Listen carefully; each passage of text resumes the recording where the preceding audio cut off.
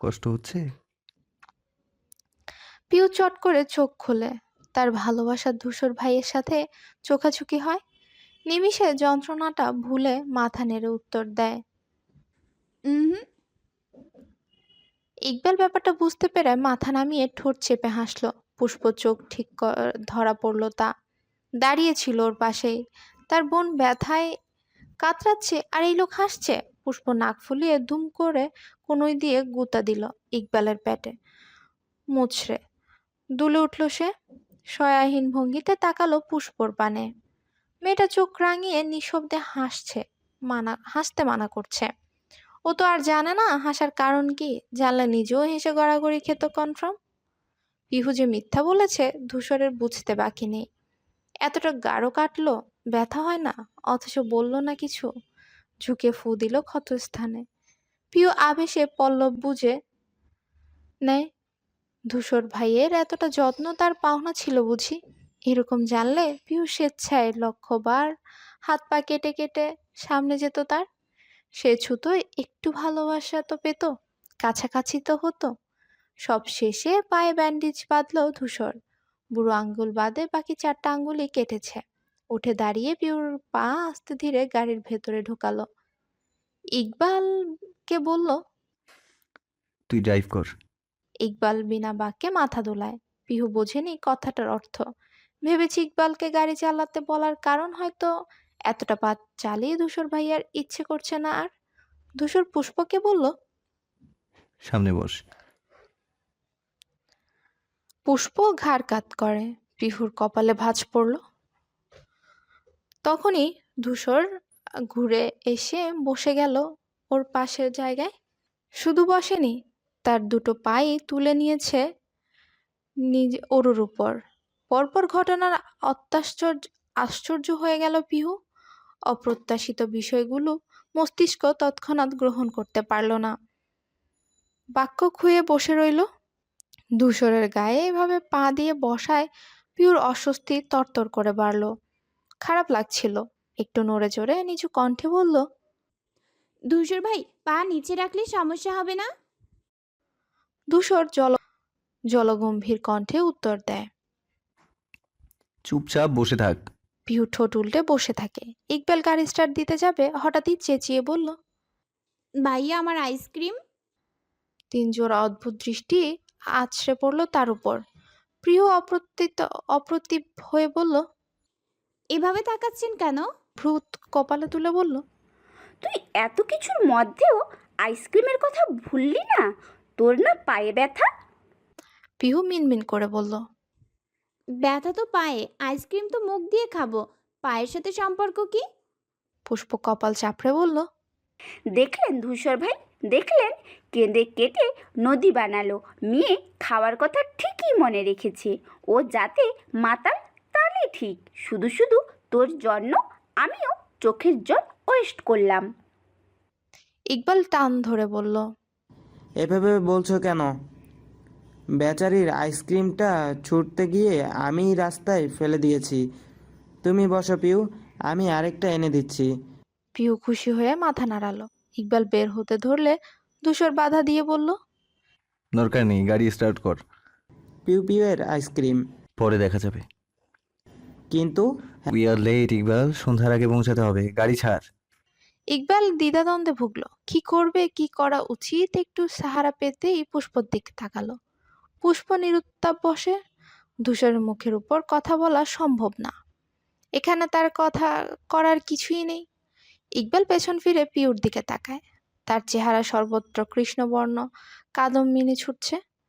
আহত চোখে ধূসরের নিরেট চিবুকের পানে চেয়ে আছে সে।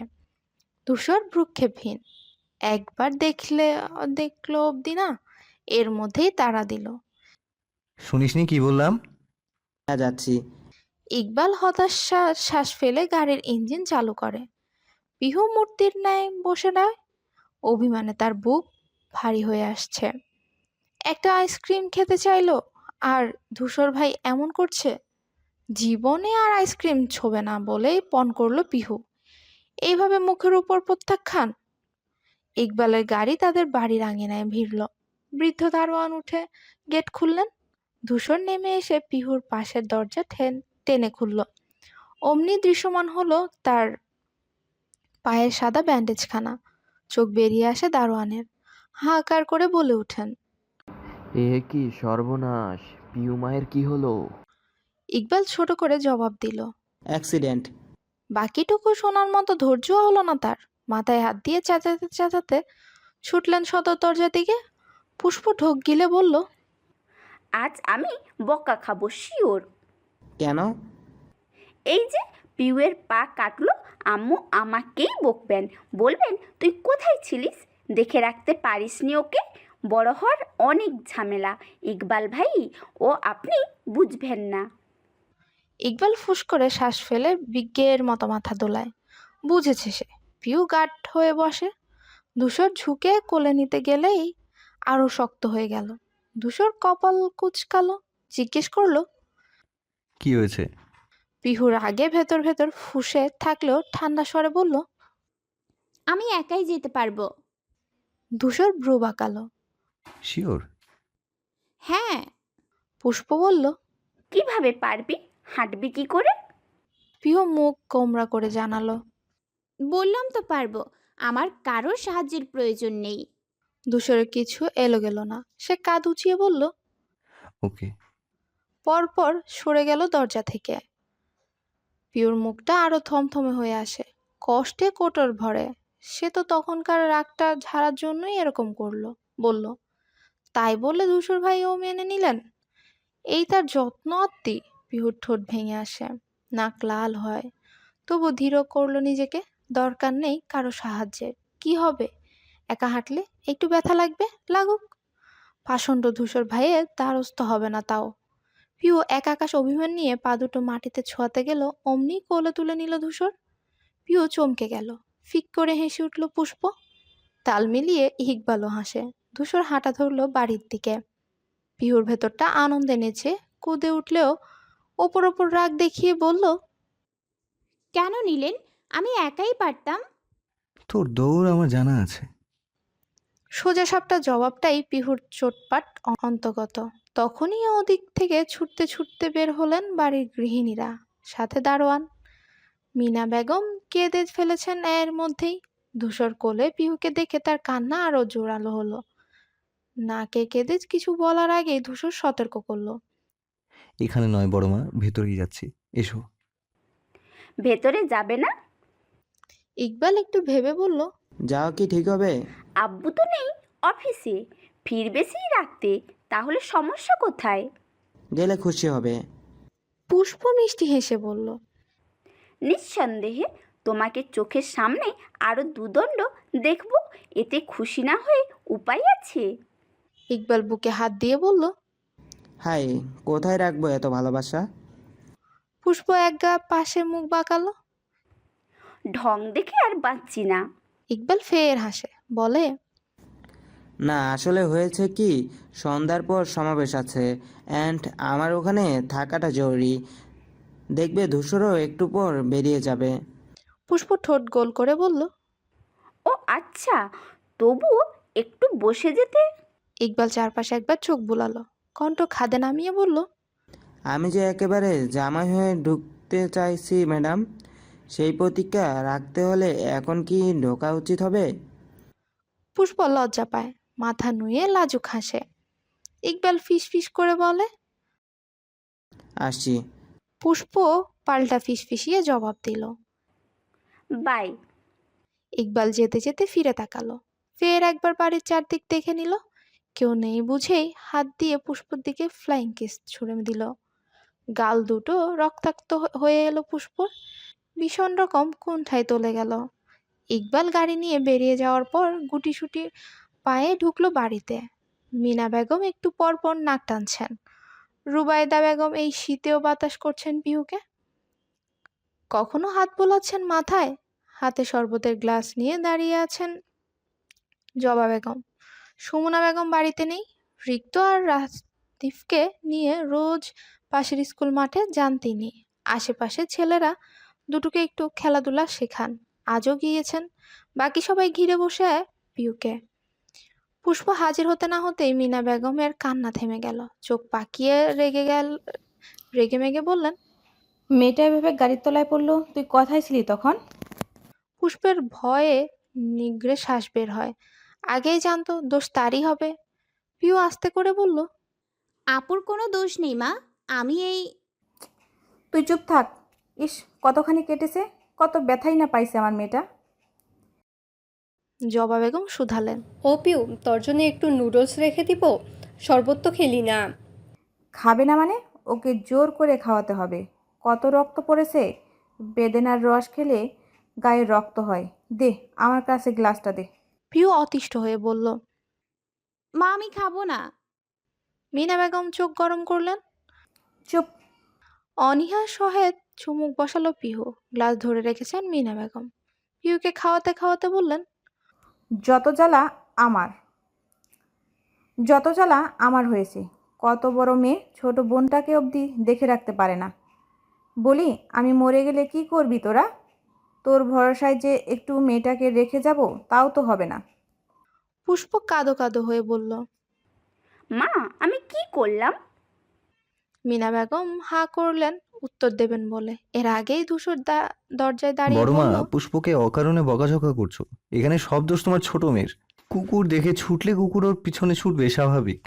বহুবার এ নিয়ে সমাধান করার পরেও শোনে না কেন? পিহুকে একেবারে ওর কামরায় দিয়ে ধূসর রুমে গিয়েছিল। হাজির হলো এই এক্ষুনি। পিহুর চেহারা চোর ধরা পড়ার মতন হয়ে গেল। পুষ্প দীর্ঘশ্বাস ফেলে বলল, বলে লাভ নেই ভাইয়া, বিচার যা হোক তালগাছটা আমার। আম্মুর বেলাতেও তাই। ঘটনা যাই ঘটুক, অপরাধী আমি। হয়েছে হয়েছে, এত কথা বলার কিছু হয়নি। এখন যাও, হাত মুখ ধুয়ে এসে আমায় উদ্ধার করো। রুবাইদা বেগমও বললেন, যা মা যা, অনেকটা ধকল গিয়েছে তাই না? জামা কাপড় ছেড়ে হাত মুখ ধো গিয়ে, আমি নাস্তা দিচ্ছি। পুষ্প আহ্লাদি কণ্ঠে বলল, এই বাড়িতে তুমি আমায় ভালোবাসো মেজমা, আর কেউ বাসে না। তুমি যে কেন আমার মা হলে না, আল্লাহ! ভাইয়া কত ভাগ্যবান তোমাকে মা হিসেবে পেয়ে। এই ভাগ্য আমার হলে কি হতো? আফসোস করে পুষ্প বেরিয়ে গেল। মেয়ের অভিযোগে চোখ ছলছল করে উঠল মিনা বেগমের। একটু আগের মতোই কেঁদে বললেন, দেখলি মেজো, দেখলি কি একটু বলেছি সেজন্য এভাবে বলে গেল। রুবাইদা বেগম অসহায় চোখে তাকালেন, বললেন, থাক আপা, তুমি মনে কিছু নিও না, বাচ্চা মেয়ে। মিনা বেগম শুনলেন না, আঁচলে নাক চাপলেন। জবা বেগম পাশে বসে বললেন, হাপা, বাচ্চা মানুষ কি বলতে কি বলেছে ওসব ধরে কাঁদছো? পিহু অনুরক্তহীন শ্বাস ফেলল। তার মা একটু বেশি সেন্টিমেন্টাল। কথায় কথায় চোখ থেকে পানি ঝরে। ফিরিয়ে দরজার দিক তাকালো। যেখানে ধূসর দাঁড়িয়ে, সে তাকাতেই চটপট আরেক দিক তাকালো ধূসর। পিহুর দৃষ্টি সতর্ক হয়। প্রতিবারের মতো এবারেও মনে হলো ধূসর এতক্ষণ তাকেই দেখছিল। তোমাদের কান্নাকাটি থামলে একটা কথা বলতাম। ধূসরের ভারী স্বরে মিনা বেগম সহ বাকিরা তাকালেন। ধূসর ঘোষণা করলো, আমি বের হচ্ছি, ফিরতে রাত হবে, কেউ অপেক্ষা করো না। কোথায় যাচ্ছিস বাবা? কাজ আছে মা, শেষ করে একেবারে ফিরবো। কিছু খাবি না? না। ধূসর যেতেই ধরবে আচমকা পিউর উদ্বেগ নিয়ে বলল, ধূসর ভাই, ধূসর ভাই, একটা কথা। ধূসর থেমে যায়, প্রশ্ন করে। কি? পিউ রয়েস হয়ে বলল, মারিয়া ম্যামকে আসতে মানা করে দিন না আজ। আমার তো পায়ে ব্যথা, পড়তে পারবো না। ধূসর চোখা চোখে চেয়ে বলল, কেন, গাড়িতে না বলেছিলি খাবি মুখ দিয়ে, পায়ের সাথে সম্পর্ক নেই? এখন নিশ্চয়ই পা দিয়ে পড়বি না? নিজের কথার জালে পিউ নিজেই ফেসে গেল। কথা খুঁজলো, দুঃখী মুখ করে বলল, এরকম বলছেন কেন? পথে আসতে আসতে পা ব্যথাটা সারা শরীরে ছড়িয়ে পড়েছে, এখন ব্রেনেও আঘাত করছে। এ অবস্থায় পড়া যায়? ও মেজুমা, তুমিই বলো না যায়? রুবাইদা বেগম বললেন, সেই তো। ও ধূসর, আজ বরং থাক, তুই মারিয়াকে ফোন করে বলে দে না বাবা। ধূসর কঠিন কণ্ঠে বলল, না, এ মাসের শেষে ও টেস্ট পরীক্ষা মা। এভাবে পড়াশোনায় গ্যাপ দিলে রেজাল্ট ভালো হবে না। পিউ ঠোঁট উল্টে বলল, একটা দিনই তো, প্লিজ।